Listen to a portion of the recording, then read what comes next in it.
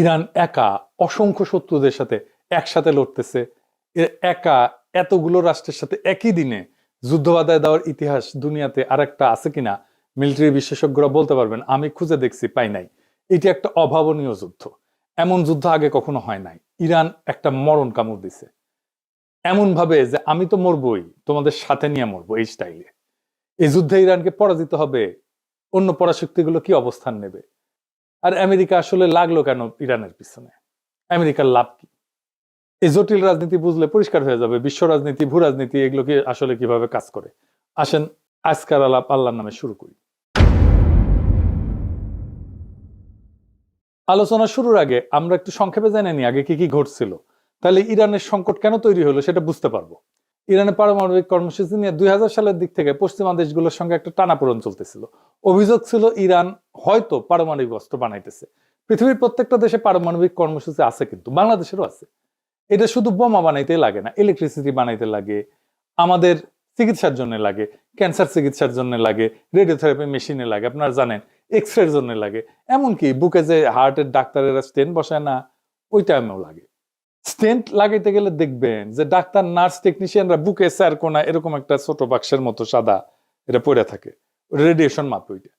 যাই হোক, ইরান পারমাণবিক অস্ত্র বানাবে এই ভয়ে জাতিসংঘ, ইউরোপিয়ান ইউনিয়ন, যুক্তরাষ্ট্র ইরানের উপরে কঠোর অর্থনৈতিক নিষেধাজ্ঞা দেয়। ইরানের তেল রপ্তানি কমে যায়, ব্যাংকিং ব্যবস্থা প্রায় বিচ্ছিন্ন হয়ে পড়ে, অর্থনীতি স্থবির হয়ে যায়। এই অচল অবস্থা কাটাইতে 2015 সালে ইরান এবং 6 বিশ্বশক্তির মধ্যে একটা চুক্তি হয়। এটা চুক্তিটার নাম ছিল JCPOA, মানে হইতেছে joint comprehensive plan of action. কি ছিল সেই চুক্তিতে? চুক্তির মূল কথা ছিল ইরান তার পারমাণবিক কর্মসূচি সীমিত করবে আর বিনিময়ে নিষেধাজ্ঞাটা উঠবে। পারমাণবিক কর্মসূচি সীমিত রাখা মানে প্রকৃতিতে যে ইউরেনিয়াম পাওয়া যায়, মানে যেটা থেকে পারমাণবিক শক্তি আসে আর কি, ওইটা দিয়ে কিছু হয় না। ওইটাতে ঘন করা লাগে, ঘন ঘন। মানে ধরেন চিনি ছাড়া চা হইতেছে প্রাকৃতিক ইউরেনিয়াম, পাইনসা চা হইতেছে অল্প সমৃদ্ধ ইউরেনিয়াম, মানে একটু ঘন হয়েছে। হালকা মিষ্টি চা হইতেছে মাঝারি সমৃদ্ধ ইউরেনিয়াম, আর কড়া মিষ্টির চা হইতেছে বোমা তৈরি গ্রেডের অতি সমৃদ্ধ ইউরেনিয়াম। এটা কেমনে ঘন করে এই ইউরেনিয়াম? মানে মাখন তোলা দেখেছেন না, যে ঘুটা দিয়ে ঘুরায়, ঠিক ইনকে ঘুরে ঘন করে। ইরান রাজি হয় যে এই ইউরেনিয়াম সমৃদ্ধকরণটা মাঝারি পর্যায়ে রাখবে, মানে যেটা দিয়া আরামসে বিদ্যুৎ বানানো যাবে, চিকিৎসার কাজ করা যাবে। এবং আন্তর্জাতিক পারমাণবিক সংস্থা যেটা জাতিসংঘের IAEA, ওইটাকে কঠোর নজরদারির সুযোগ দিবে। নজরদারি চলতেছিল। এর ফলে চুক্তি স্বাক্ষর করার পর একটা বড় অংশের আন্তর্জাতিক নিষেধাজ্ঞা উঠায় নেওয়া হয়। ইরানের তেল রপ্তানি বাড়ে, বিদেশি বিনিয়োগও আসে। কিন্তু 2018 সালে ট্রাম্প এই চুক্তি একতরফাভাবে বাতিল করে দেয়। যুক্তি ছিল চুক্তিটা যথেষ্ট কঠোর না, মানে ট্রাম্পের পছন্দ মতো, মন মতো হয় না। আবার নিষেধাজ্ঞা আরোপ করা হয়। ইরান দেখে, আচ্ছা আমিও তো তাইলে ইউরেনিয়াম ঘন করব, আমার তো লাভ নাই, চুক্তিতে তো আমি নাই। তারা পারমাণবিক বোমা বানানোর মতো ঘন করে ফেলে ইউরেনিয়াম। কাছাকাছি ইরানের যুক্তি, আমেরিকা আগে চুক্তি ভাঙছে, আবার নিষেধাজ্ঞা দিছে, তাই বাধ্য হয়ে প্রতিক্রিয়া দেখাইতেছি। চুক্তি ভাঙার দায় যুক্তরাষ্ট্রের। এখন যুক্তরাষ্ট্র কি চায়? এক নাম্বার, ইরান যেন ইউরেনিয়াম আর সমৃদ্ধ নামার করে, মানে ঘন না করে। এটাই শেষ না, তার মজুদ যেটা আছে সেটা যেন কমায়। এটাই শেষ না, আবার কঠোর নজরদারিতে যেন রাজি হয়।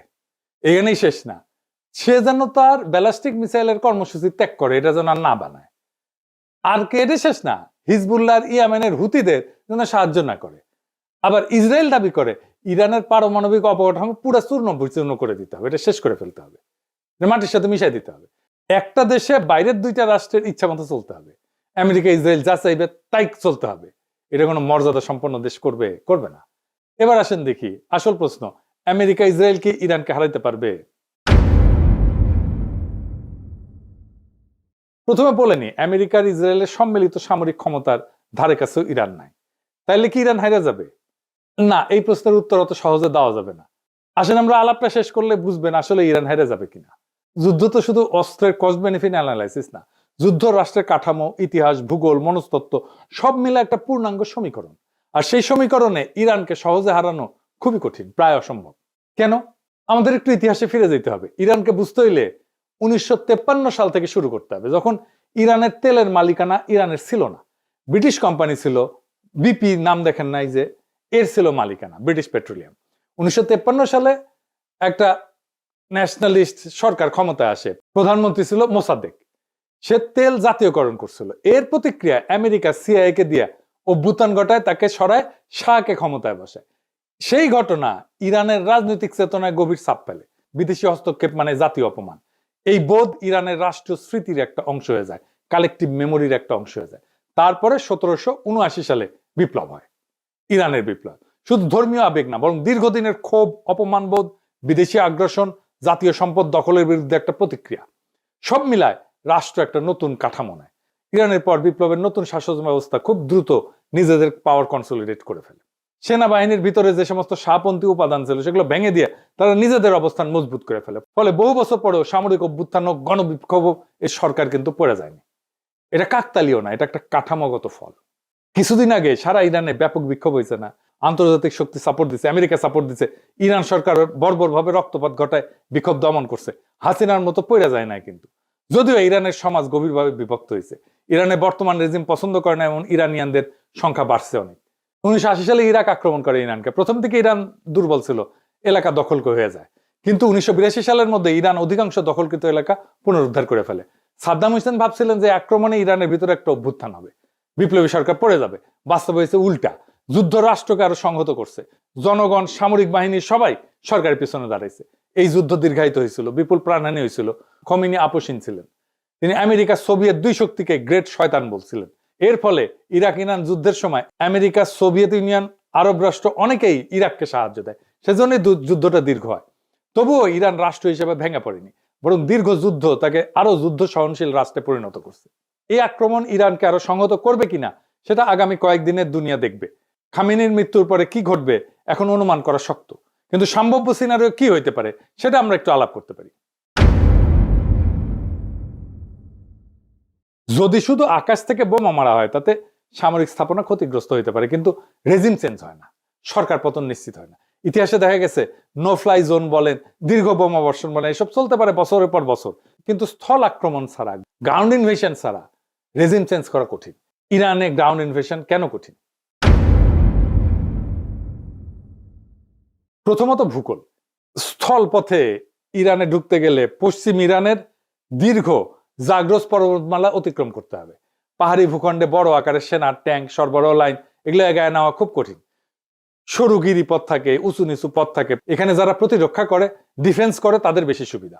ইরান মূলত একটা বিশাল উচ্চভূমি, চারপাশে পর্বতমালা, মাঝখানে মরুভূমি, আর জনবসতি অনেক জায়গায় পাহাড়ের ভেতরে আড়ালে।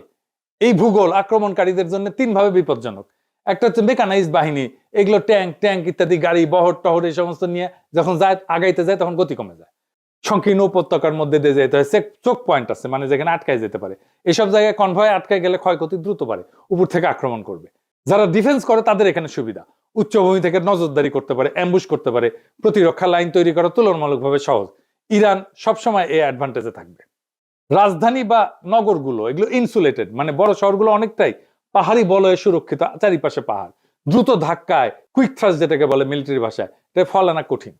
ইরান সমতল ইরাকের মতো না, এখানে ভূগোল নিজেই এক ধরনের প্রতিরক্ষা বাহিনী হয়ে থাকে। এরপর আছে লজিস্টিক্স বা সরবরাহ। ইনভেশন মানে শুধু সৈন্য যাওয়া না, এটা সাপ্লাইয়ের যুদ্ধও বটে।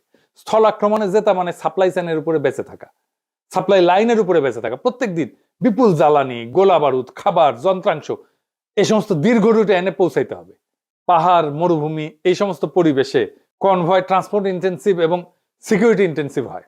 একবার সাপ্লাই লাইন যদি ভেঙে যায়, তাহলে ফ্রন্ট লাইনের শক্তি থাকলেও এটা কার্যত থেমে যায়, কাজ করতে পারে না, আক্রমণ করতে পারে না। এটাই বড় পার্থক্য। গ্রাউন্ড ক্যাম্পেনে আপনার যুদ্ধ ক্ষমতা নির্ভর করে সাপ্লাই পৌঁছায় কিনা এটার উপরে। এরপর আছে এন্ট্রি প্রবলেম, কোন দিক থেকে ঢুকবে। এটা এই রাজনীতিতে অনেক সময় সামরিক সমস্যার চেয়ে বড় হয়ে যায়। ইরানে বড় স্কেলে স্থল আক্রমণ করতে গেলে প্রতিবেশী দেশগুলোর ঘাঁটি, করিডোর দরকার পড়বে, কিন্তু আঞ্চলিক রাষ্ট্রগুলো রাজনৈতিক ঝুঁকি নিতে চায় না। নিজেদের ভিতরে অস্থিরতা, ইরানের পাল্টা আঘাত, এই সমস্ত কারণে এই অ্যাক্সেসটা দিতে চায় না, এবং দেয়ও নি কেউ। এই জন্য অপারেশনাল প্ল্যানিং খুব জটিল হয়ে যায়। ইরান যেটা সিকিউরিটি স্ট্র্যাটেজি নিয়ে চলে, এটার একটা প্রতিরক্ষার ধারণা আছে, এটাকে বলে এ টু এডি প্লাস অ্যাসিমেট্রিক। এটা দিয়ে সময় কেনে এবং খরচ বাঁচায়। এ টু এডি এটা আবার কি আসেন, এটা বুঝে দেখি। এনা সামরিক টার্ম ইউজ করলাম আর কি, কুল লাগে এনা এগুলো শুনলে, বুঝে কই।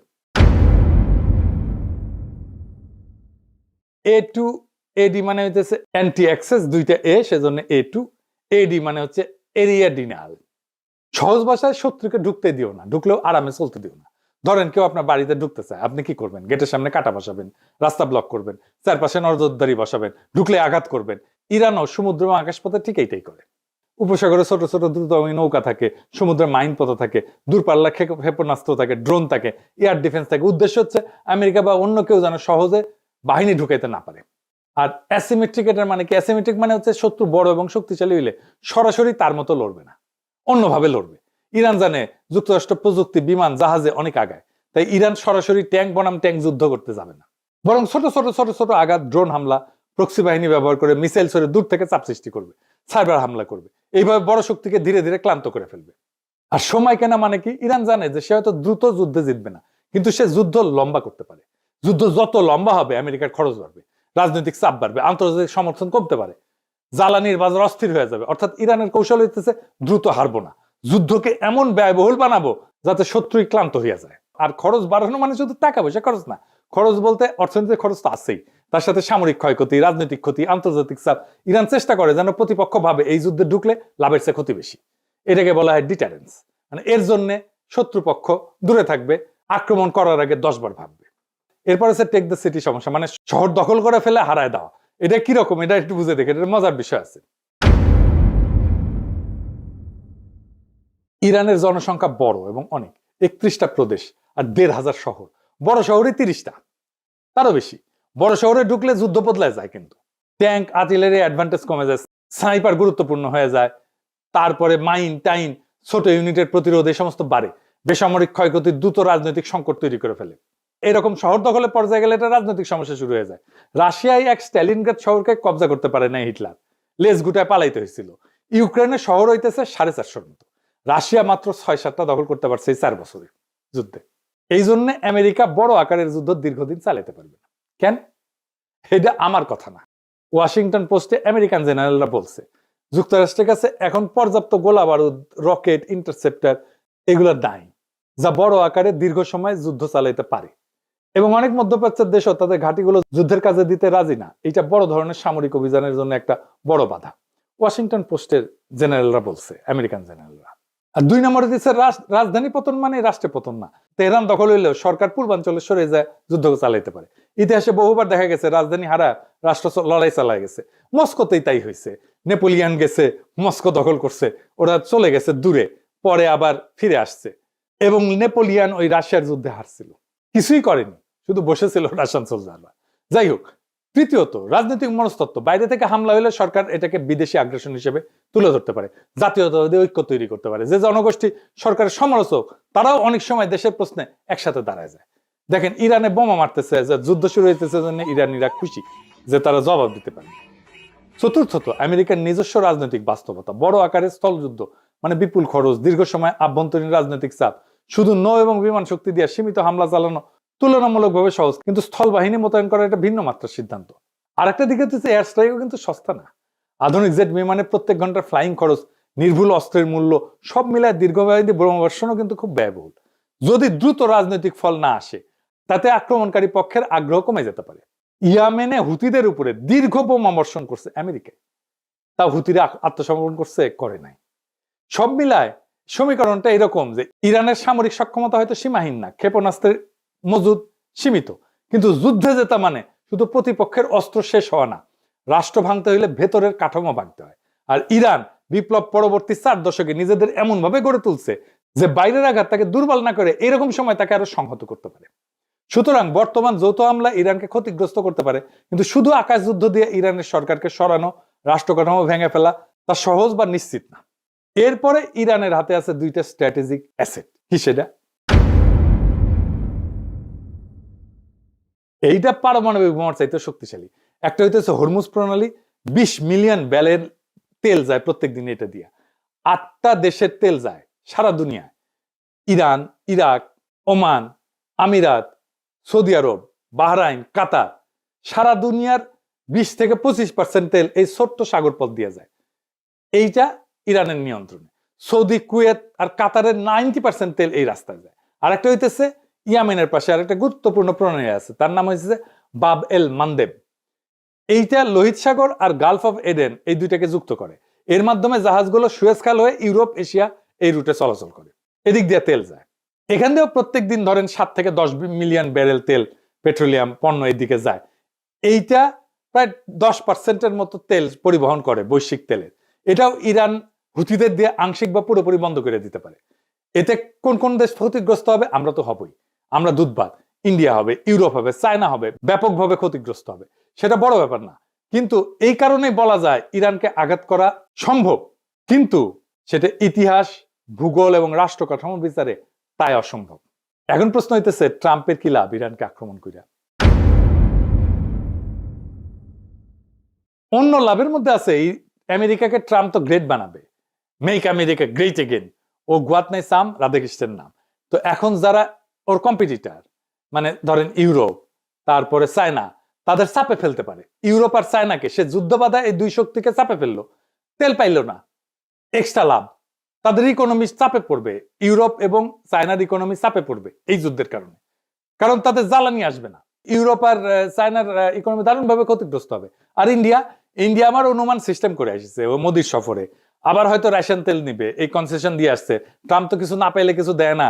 একবার তো নেতা নেওয়ার মনোরঞ্জনের জন্য নাচছিল মোদি, এপস্টেন ফাইলে আসিছে। এইবার আমার অনুমান আফগানিস্তান আর পাকিস্তানের মধ্যে যুদ্ধটা ওই মোদি লাগাইছে, পাকিস্তানকে সীমান্তে বিজি রাখবে।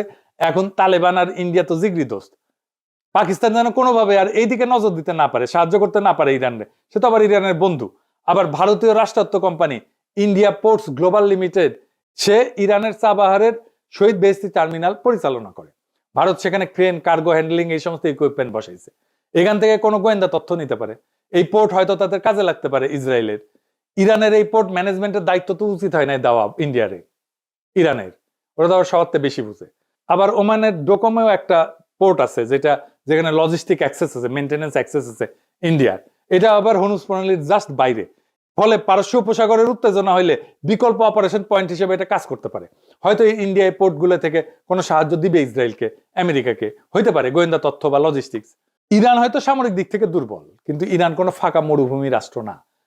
1953 সালের অপমান, 1979 সালের বিপ্লব, 8 বছরের যুদ্ধ এই রাষ্ট্রের ডিএনএতে বেঁচে থাকার রাজনীতি বসে আছে। খামেনি নিহত হয়েছে, তাহলে হয়তো নেতৃত্ব বদলাবে, কিন্তু রাষ্ট্র কি ভেঙে পড়বে? ইতিহাস বলে খুব সহজ না। যদি শুধু আকাশ হামলা হয়, অবকাঠামো ক্ষতিগ্রস্ত হবে, কিন্তু রেজিম চেঞ্জ এটা স্থল আক্রমণ ছাড়া প্রায় অসম্ভব। ইরান হয়তো দুর্বল, কিন্তু কোন ঠাসা রাষ্ট্র সবচেয়ে বিপজ্জনক হয়? এই যুদ্ধের ফল নির্ভর করবে কে বেশি শক্তিশালী তার উপরে না, বরং কে বেশি সময় ধরে টিকতে পারবে তার উপরে। আর বিশ্ব রাজনীতি আজ আবার প্রমাণ করছে ভূ রাজনীতি মানে মানচিত্রের রেখা না। ভূ রাজনীতি মানে শক্তি, স্মৃতি, অর্থনীতি আর প্রতিরোধের সমীকরণ। আসন্ন দিনগুলো নির্ধারণ করবে এটা কি একটা সীমিত সামরিক অভিযান, নাকি নতুন এক বৈশ্বিক অস্থিরতার সূচনা। আল্লাহ আমাদেরকে সবাইকে হেফাজত করুন। এই রক্তক্ষয়ী যুদ্ধ বন্ধ হোক। ইনকিলাব জিন্দাবাদ।